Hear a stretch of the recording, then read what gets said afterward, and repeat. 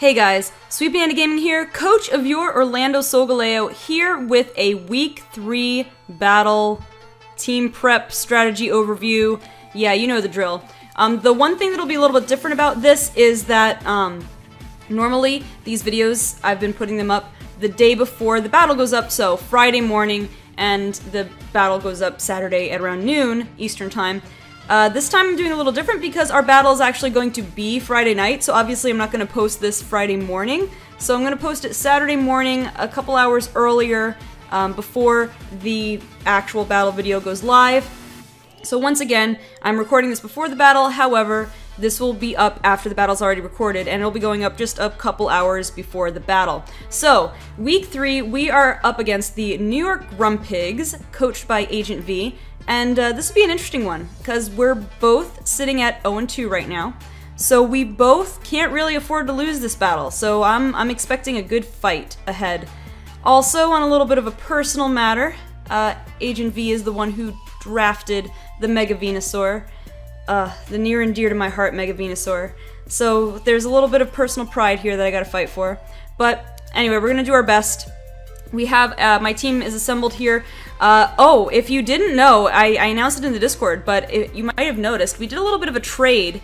I traded 2 of my drafted Pokemon for some undrafted Pokemon. So, long story short, I traded Ariados and Sylveon, I released them from my team, in exchange for Galvantula, as you see on screen, and also Aggron, which we'll see if I get to use him. That could be pretty interesting. Unfortunately, there were no good fairy types. Out of what I had points to draft, there weren't any good fairy types to replace Sylveon, but Espeon usually covers the basis for what Sylveon can do with, you know, there's some overlap there, so it's not too big of a loss. I hated to see Espeon go, but I just wanted to, as soon as Galvantula got let go, I forget who had it drafted, but as soon as Galvantula was let go, I thought, you know what, Ariados isn't really cutting it. It's not that fast naturally, and it can't do much other than be a suicide lead, which makes it very prone to being setup fodder.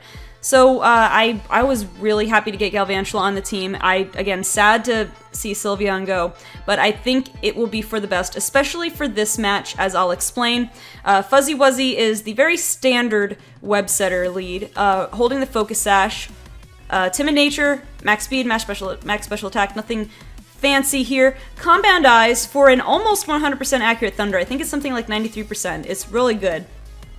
Still has a chance to miss, but not too bad. Obvious benefits of this are obvious. I can, well, it's a guaranteed 2-shot to a max special defense Empoleon. If it is not invested, I believe I can 1-shot it. I haven't done the calc on that, but again, this is max special defense. I can easily 2-shot it. I haven't done the calcs on Volt Switch yet, but I'll get to that. Sticky Web, obviously. Well, let me break this down. So she's got, with a few exceptions, she doesn't have a super fast team in general, but she's got a few things that outspeed everything on my team that I'm bringing, other than the Espeon. And, well, my Landorus will be scarfed like it was in the last battle, which you saw, but if she doesn't scarf anything, then, she has the Terrakion, the Infernape, that will be faster than everything except for Landorus, because it's scarfed, and Espeon. The Latios will be in a speed tie with Espeon. So, basically, and these are some of her main threats. Especially if she were to decide to scarf the Terrakion, which I'm not sure if she will, but in case she were to decide to scarf the Terrakion, that thing could be a huge threat. So Sticky Web is going to be here to slow things down. Her only 2 things that won't be affected by it are the Electros, which is already really, really slow. I don't have to worry about speed from that one. And the Latios, which I do have to worry about. However, it still lowers her threats a lot. It lowers the threat posed by the Terrakion and the Infernape, and even the Sharpedo a little bit. I can't imagine she wouldn't run Speed Boost on it. So if that's the case, then I should be sitting pretty well. But if that's the case, I should be sitting pretty well with that as a counter. I'll have to talk about strategies for the Sharpedo in a little bit, but so breaking down the team, that's what Fuzzy Wuzzy's there for. Also, the Bug Buzz can almost one-shot the Latios, as long as she's not running a super bulky build. I did play around with the idea of putting Life Orb on Fuzzy Wuzzy instead, because it gets me a lot closer to one-hit KOing the Empoleon and a physically defensive Milotic.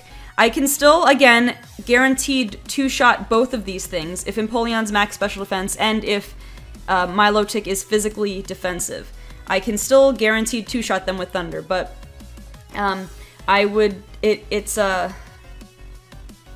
it was really tempting to put the Life Orb on for just that getting a lot closer to one-shotting. And I also I had a really good chance to one-shot the Latios with Bug Buzz. However, I'm running a hazard game here. I think, well, I hope it doesn't come back to bite me, but I think I should be doing all right when it comes to being able to take care. I don't have to worry about being able to one-shot things. And I also think especially I'm not running Giga Drain on Fuzzy Wuzzy, so I think that running the Focus Sash, guaranteeing that I get the Sticky Web up, I think that'll be good. Now, she has two potential Pokemon that can be Defoggers. She has no Spinners, and no Spin Blockers for that matter, so if she tries to set up rocks on my end of the field, I'm good. I don't need a Defogger. I'm good to have a Spinner with Michelin. Michelin is same set as last week. So the Latios could be a Defog user, but I don't think she's going to use a move slot on it. I could be mistaken, because it could be really important for her to have it. However, I don't think that will be the case. Empoleon might carry Defog. However, there is the matter of, well, I watched some of the sets she used in the first two battles, just to kind of get an idea, see if she was consistent from match to match. And it was hard to tell based on the way the game was played. I never got a full moveset revealed from anybody, I think. So, in one match, her Empoleon was the Rock Setter. In another match, it was her Steelix, and Empoleon didn't reveal the fourth move, which could have been Stealth Rock, or it could have been Defog, so I'm not sure in that scenario what happened there. But, I'm not going to assume it, but I feel fairly comfortable that she doesn't necessarily have a way to remove hazards. Again, not proven, not certain about it, however, she's not demonstrated yet that she has a way to remove hazards. So I'm feeling pretty good about running Sticky Web, which again, will slow down everything except the Electros, which I don't need to slow down anyway, and the Latios, which is a problem, but I have other things for. So let me go back here to Landorus, because Landorus could potentially be MVP. I'm going to be saving Landorus as much as possible. Choice Scarfed. Running U-turn again to be a good pivot, but this Earthquake here. Earthquake does so much work. It one-shots a Terrakion, it one-shots Infernape, it one-shots Empoleon if it's specially invested. That's basically half of well, it could be half of her team if she brings all three of them. It even is a two-shot to Steelix. Steelix is really defensive, so that's pretty good. So Landorus is going to be putting in a lot of work. There are a lot of things on her team. I need to, that'll take a good hit from it. I need to double check some of the other calcs on the Venusaur, see how much I can do to it, see how much, I should be able to one-shot the Sharpedo, I would think. Now, I have to watch out for Ice Fang, so it's not like I would want to put myself in that situation where I'm up against the Sharpedo, but if I were to catch it on a switch-in for whatever reason, you never know what might happen if things go in a weird way. Pretty much the only real threat, well, I have to worry about Empoleon carrying Ice Beam. Well, she has a lot of things that can carry Ice Beam, so I do have to try my best to preserve Landorus, but between the Sticky Web and the Choice Scarf, I'll be outspeeding everything except, well, I'll be outspeeding the Latios if it's not Scarfed. Well, we'll see what she runs on it. Last game she ran a Life Orb set. So, if that's the case, then I should be able to outspeed everything on her team after a Sticky Web. And Knockoff, I need to check how Knockoff does against the Electros, because the Electros is the one thing. Obviously, not having a way to get around Levitate, Electros effectively has no weaknesses, so I basically have nothing that can one-shot it. unless I'm missing something, or unless I get luck with a crit, which is why rocks will be important, some chip damage, and I think I'm just going to have to be slow and steady with this Electros. Another thing to note while I'm on the topic of the Electros is I've seen on Electros and on Venusaur, and that she carries Protect sometimes on her Pokemon. So whether it be to Toxic Stall things, or to just maybe scout out and see what's going on, or to stall out, like, to when she has her Ninetales to get some hail damage going. So that is a thing to keep in mind. If I time it right, I could get a critical switch on that, and that could be a way to turn things in my favor if I'm in a tight spot, but I'll have to see. You know, that's one of those things we have to judge in the moment. Okay, so Knockoff, again, Knockoff is going to be big here. It has a... I'm not sure what the range is here. It looks like about a 50-50 shot to one-shot the Latios, if it's holding an item, I assume. And U-turn, if I end up in that situation, U-turn is an easy two-shot, like 67 to 80% to Latios. So I have a lot of ways to hurt the Latios, which is good. Now, if it's packing Recover, I have to keep that in mind. So it would probably be best to chip it down to where it's still more than half, and then get a big hit on it that can take it out the rest of the way. Again, that'll take some maneuvering. This Latios can be a good stall Pokemon. Latios just good all-around offensive and defensive ability. But again, I have a lot of things that can hit it super effectively. Speaking of which, Red Ranger here, reprising his role. Well, it's actually going to be a new Red Ranger, because this is going to be the best of Red Ranger and Kagero combined, because we're going to have Psycho Cut that Red Ranger had. That's for that Mega Venusaur. It can't one-shot the Mega Venusaur, but it will do a good amount. It'll do an easy two-shot to the Venusaur. Well, the calcs I did on Venusaur, I wasn't sure what to calc as, because Mega Venusaur can run an offensive set, a defensive set, a bulky offensive set, a bulky defense. Like, it can run a couple of different ways. And so, but I went with the bulky offense build. I figured maybe, you know, if it were me, I would want my Venusaur to have like the best of both worlds. For instance, like I like to run like max special attack, max HP as an example. So it has a pretty good chance to two-shot the bulky offense Mega Venusaur, and I think that is the most damage I can do to it from Red Ranger. And I do have a high crit chance, not that I want to rely on hacks by any means, but it's just something I can get a lot of damage on it. Between that and some other things, if I can get rock damage on it and I can hit it with something else, like I could get it down with Red Ranger. I know it'll probably have Hidden Power Fire, but if I'm in a situation, I could get it down with Red Ranger and then come in with Helios, maybe finish it off, or something like that. Alright, Knockoff again. Oh, I did do the calcs for Bisharp's Knockoff. Bisharp's Knockoff on a... I don't know where I got this calc from, but on a max HP, max special attack Electros, it will do 65.6 to 77.6% with an item. So, and I think using Knockoff on the Electros will be nice because most often Electros will carry Assault Vest. I think I saw hers carrying Leftovers, if I'm remembering that properly, but I don't know. She can run whatever she wants on it, and I know Assault Vest is a pretty common set to run. So, and also I have to worry about Knockoff as well from the Electros.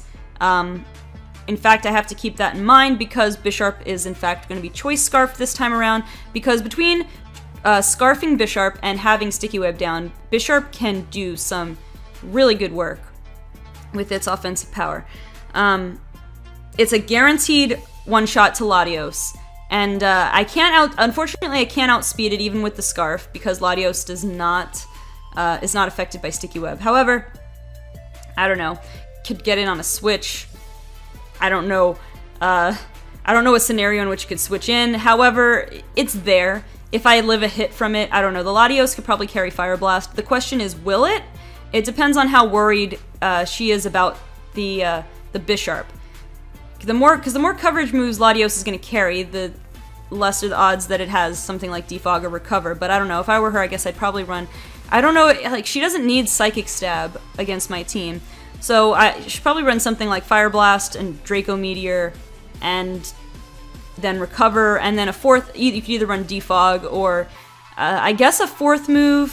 She had energy ball on it before. That would only really help for the Dawn Fan in my case, unless she's expecting the Slowbro to come in. I'm not sure what else she would run on that. Maybe can it get an electric type move for the Charizard? Maybe if it has Hidden Power Rock, or even teach it Stone Edge. As I learned, just because a Pokemon's a special attacker doesn't mean it can't be packing Stone Edge. Alright. But, oh, yeah, the last thing, well, Ironhead, here's a really iffy situation, because I cannot outspeed the Terrakion unless, if it's not Scarfed, and I get the defense, or not, and I get the speed drop from Sticky Web, then I could potentially outspeed it. If I can, that's good, because I can one-shot it with an Ironhead, and, but I have to be careful, because under normal circumstances I can't outspeed it, and it'll of course pack something like whatever, Close Combat. I think it's Close Combat, the fighting move of choice, and it'll just destroy me completely. So I can't stay in on the Terrakion unless I'm certain that it's not Scarfed and I have the web down for good. But also guaranteed one shot to Alolan Ninetales. It is a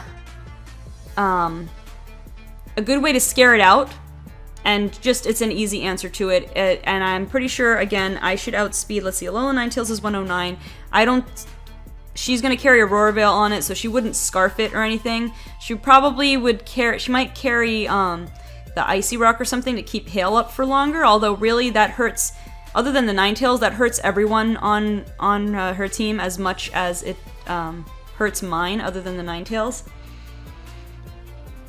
I mean, she could carry a Z move on it. I'm trying to think, who'd she have a Z? Oh yeah, she had a Z Earthquake on her Empoleon before, so I have to watch out for Z moves, because there are things that I don't tend to prep for, because I still think, even though I just got into competitive really this gen, I still think in previous gens of there not being Z moves to worry about. But I don't know, it's just something to keep in mind. Because it could be any coverage move, but if it's not Stab, then it's not so much to worry about. But anyway, she could be carrying a Z move on the Ninetales, but let's see. She probably have Aurora Veil, Moonblast, Blizzard, and fourth move of choice, I'm not sure. Ice Shard maybe for priority.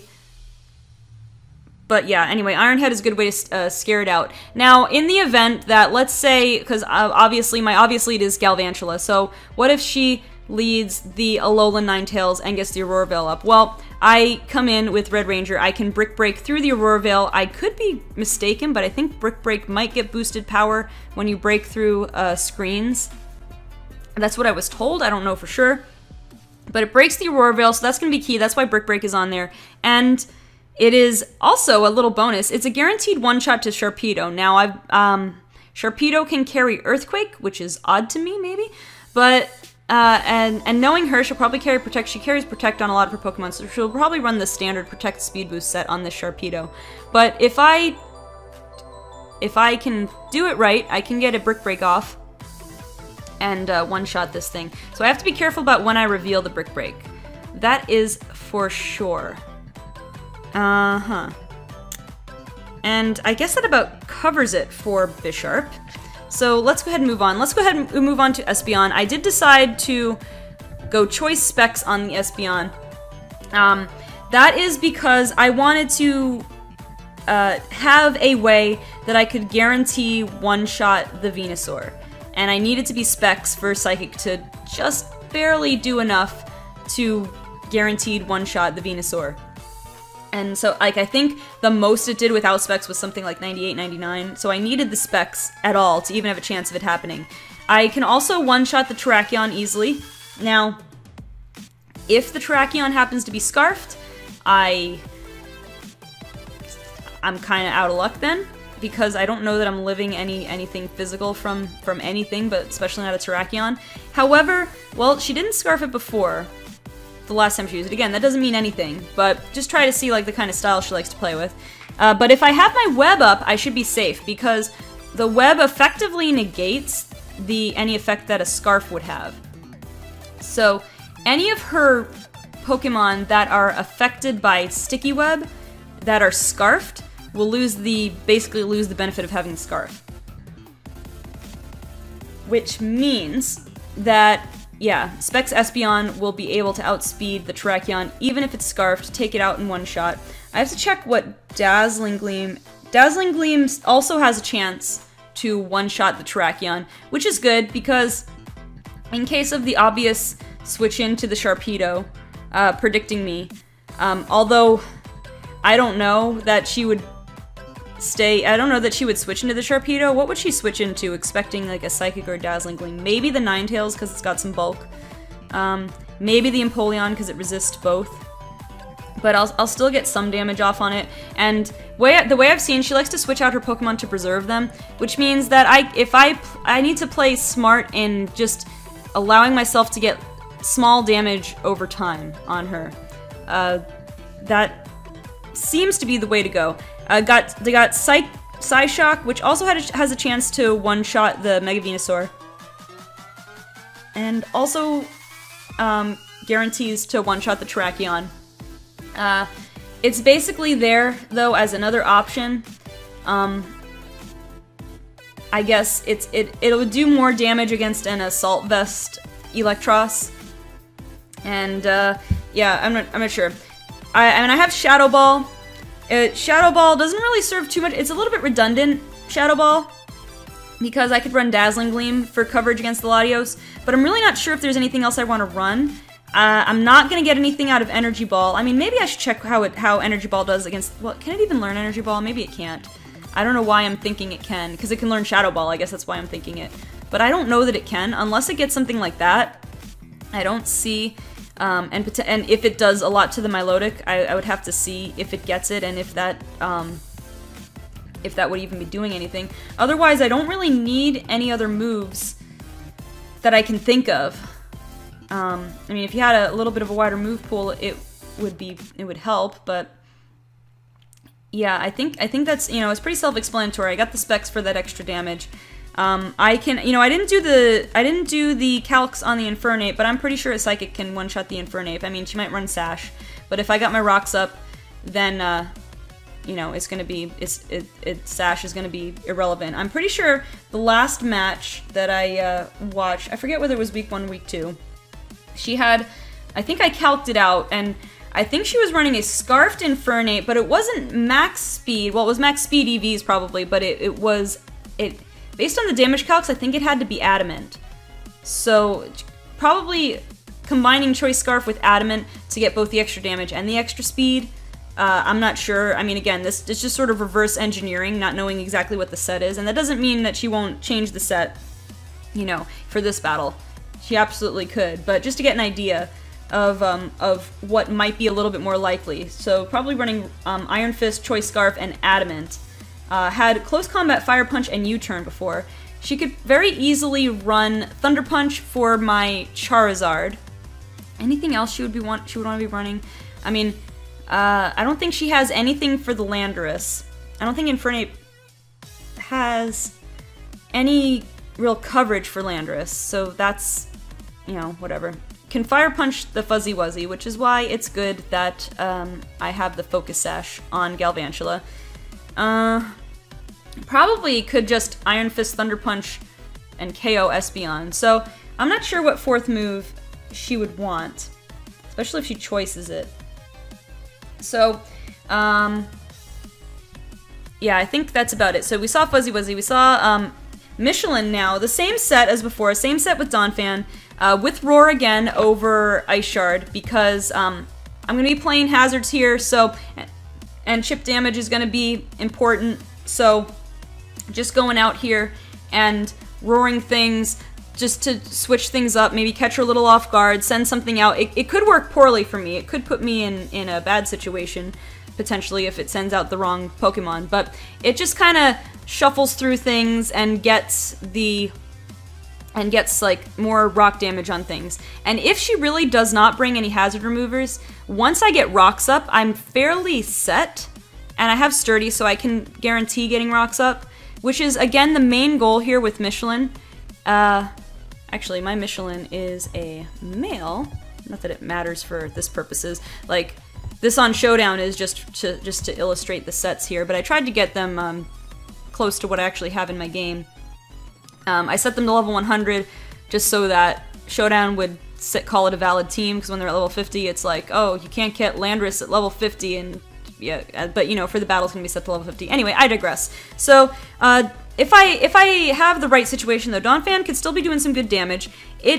It can very easily two-shot, and on a high roll, it can one-shot Terrakion, which is great, because I don't know what Terrakion would get that would destroy me, because I'm a physical tank, so I think I take hits well from the Terrakion. I can one-shot the Infernape, and again, I don't think I have too much to worry about. I should be able to live anything from the Infernape. Now, I'd have to worry about being burned from Fire Punch or something like that. I can do, what is this? Up to 91% to Empoleon if it's specially invested. Now, what the odds of me staying in on Empoleon, not that great, but I have to play carefully though with, I mean, Rapid Spin technically a damage dealing move. My only real damage dealing move here is Earthquake. And so I have to watch out for the Electros if she brings it, and the Latios actually. I feel like she would want to bring both. I guess I should talk about what I think she'll bring, but I'll finish talking about my team first. But basically a lot of her team is not gonna like Earthquake, so that's why I have two fairly good Earthquakers on my team here. And that's about it. Donphan can tank some hits too. A lot of her, let's see, I mean, she has some special threats, which I'm a little bit concerned. I don't have a special wall with me. I was going back and forth. Before I drafted Galvantula, I was thinking of bringing in the Latias as a special wall. I just, when I could get Galvantula though, I just think I need Galvantula too much with the web. It should be worthwhile. I'm hoping. I don't think I need a perfectly balanced team in this case. Like, it would be nice to have a special wall, but I don't know. Maybe I should do some more calcs on how I do defensively against her team. But I feel like these are the 6 that I need for the reasons that I'm talking about. But anyway, let's get to the last Pokemon on my team. Here we have, of course, Helios, the Mega Charizard Y. Rocking a basic coverage moveset, Flamethrower, Solar Beam, Air Slash, Dragon Pulse. Flamethrower over, let's say, Fire Blast, because I did the calcs. Fire Blast is not even enough to one-shot the Venusaur if it's relatively bulky. And I have that chance to miss, a pretty decent chance to miss. Versus Flamethrower, 100% accurate, and all these calcs are in the sun, by the way, but Flamethrower 100% accurate, and on a bulky offensive Mega Venusaur is a guaranteed 2-shot. So, I think I'm good to run Flamethrower. Actually, I would run Air Slash, because it can do a little bit more. It's still a 2-shot, and I do have that little bit of chance to miss, but it'll do a little bit more to the Mega Venusaur. But also, Flamethrower, if the Steelix is not sturdy, it is a very easy one-shot. I do have to be careful it's not sturdy, but maybe if I get my rocks up first, who knows. We'll have to see what she brings. It one-shots Alolan Ninetales if Aurora Veil isn't up. If Aurora Veil is up, it's a 2-shot. Then there's Solar Beam, which again, I can't one-shot the Milotic either, but it is an easy 2-shot to the Milotic. And I don't know that there's much that it can do to me damage-wise. I think because Mega Charizard Y actually has decent natural special defense, so I don't think I have too much to worry about coming from the Milotic. It could paralyze me, it could poison me with Toxic. I do have to keep that in mind. I think Bisharp might actually be a good switch-in against it, actually, other than the fact that I have to watch out for Scald, so I don't know, I'll think more about that. Again, Air Slash does a lot to the Venusaur, and it one-shots Infernape. Again, I have to be careful. It can carry Thunder Punch, or it could get, you know, really overkill and carry Stone Edge. So, I do have to watch out for that. Again, though, if I am faster, which, A, if she's running Adamant, and B, well, if she's running Adamant and I have my web up, even if it's Scarfed, I should outspeed it. And then Dragon Pulse is just there. I mean, I have to worry about I don't think I can fire it off until the Ninetales is confirmed gone. But Dragon Pulse just does a lot to Latios. So I have a lot of things that do a lot to Latios, which is good because that thing can probably take some hits. Depending on the build she's running. Alright, so getting to what I think she's most likely to bring. I have more than 6 written down here. I think I wrote down like 8. Maybe more than that, I don't know. But definitely the Mega Venusaur, the Electros, the Ninetales, and then probably the Latios. And then I'm not sure between this Terrakion, Sharpedo, and did I mention Infernape? Well, the ones I wrote down in no particular order.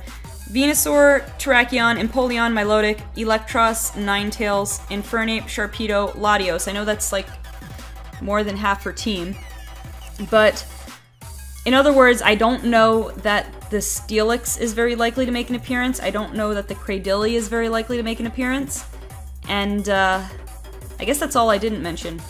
But I could definitely see, let's see, Venusaur, Infernape.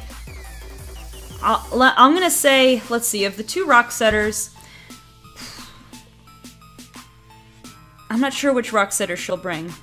I'm not sure which one she'll prefer. I also have to keep in mind that I have a Magic Bouncer in Espeon, but I don't know that Espeon's the type of Pokemon I would want to switch in case, you know, she calls my bluff. And I know she fell for a Magic Bounce before in a previous game, and I don't think she'll fall for it again. So I probably won't be doing that. I might just get lucky and have Magic Bounce work. I could...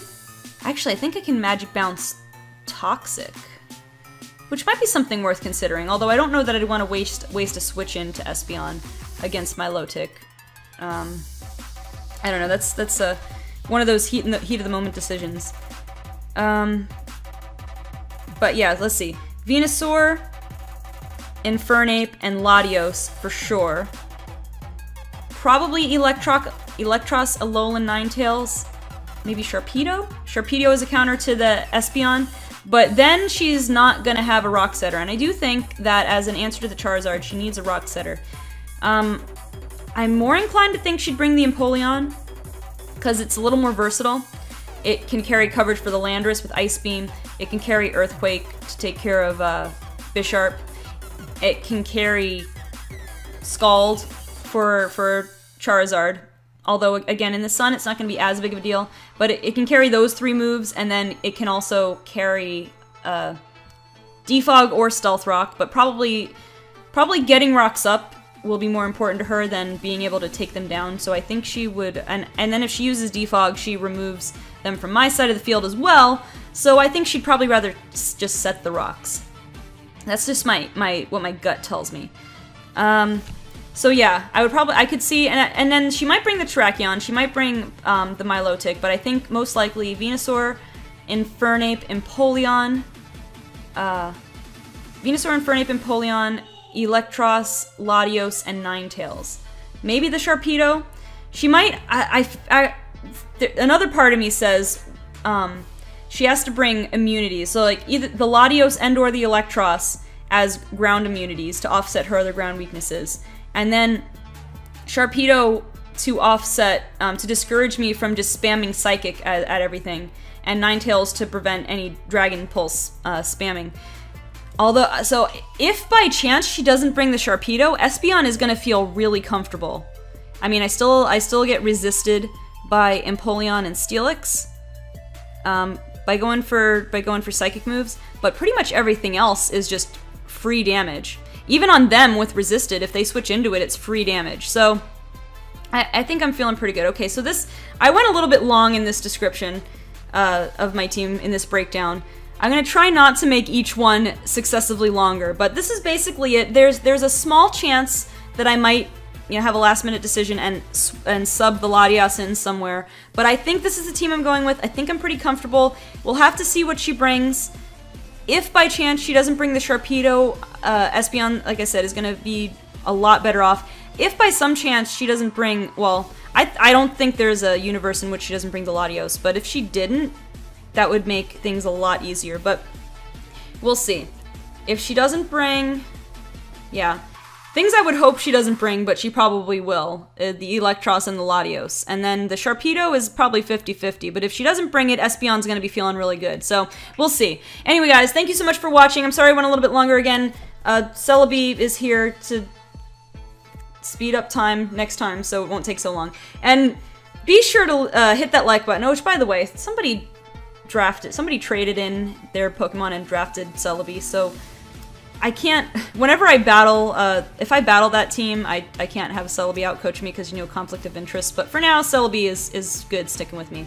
But anyway, guys, go ahead and hit that like button, show your support for your Orlando Solgaleo, leave a comment, let me know your hype, let's see, we are both gonna really want a W this week, so let's see who gets it. Stay tuned. By the time this is up, it'll be just a couple hours. You'll be able to watch Week 3 battle of the PGBL, Orlando Solgaleo versus New York Grumpigs. See you then.